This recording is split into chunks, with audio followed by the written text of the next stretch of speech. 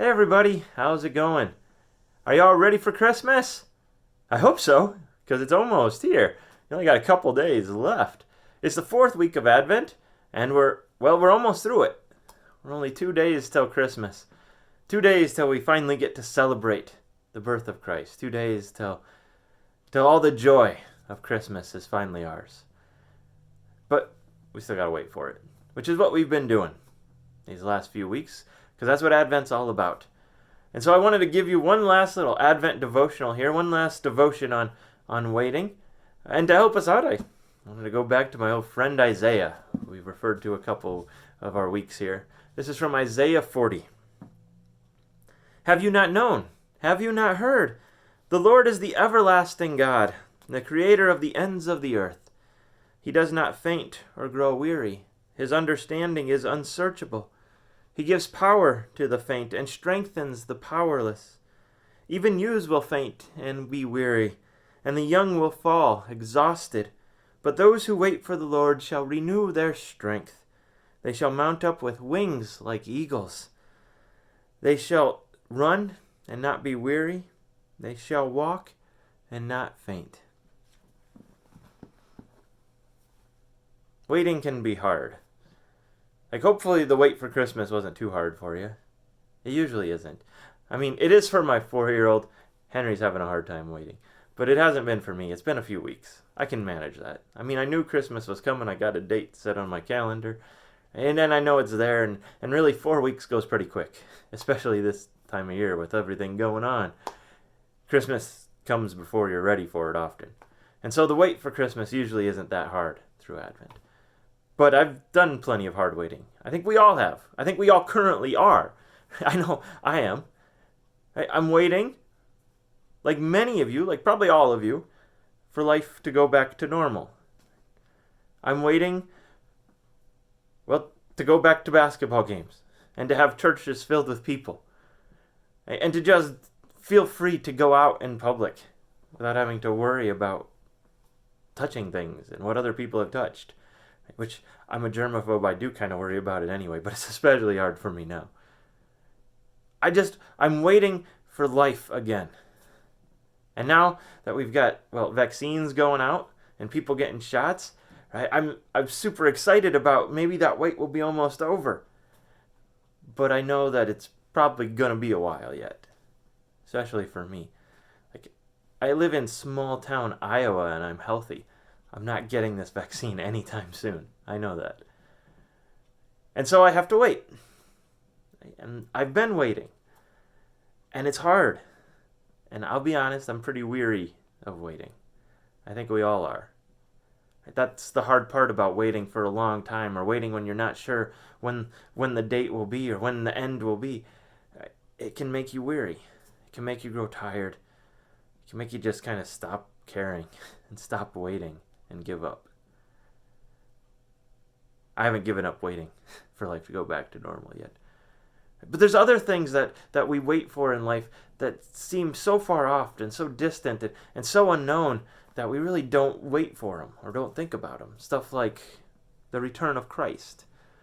Stuff like the new heaven and the new earth. Stuff like God bringing an end to all evil, to all hurt, to all pain. And instead putting in its place love and peace and himself.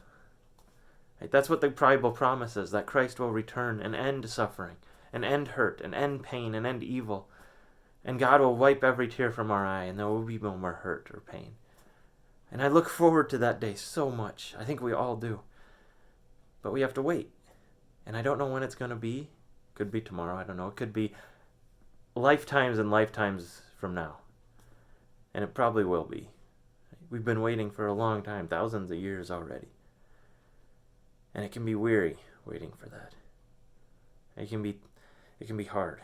And we can just give up and not even care and stop waiting and no longer be excited. Which is why verses like I just read are really important. Right? Because it reminds us that we can grow weary of waiting, and we do. But God doesn't. God doesn't grow weary or faint. And that those who wait in God don't have to either.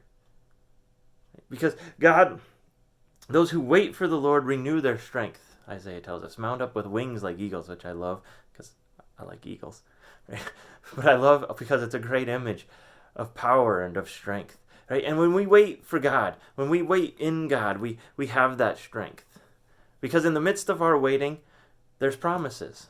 Promises that we know will come true because they're promises from God, and those promises always come true. Because in the midst of our waiting, we see good things happening.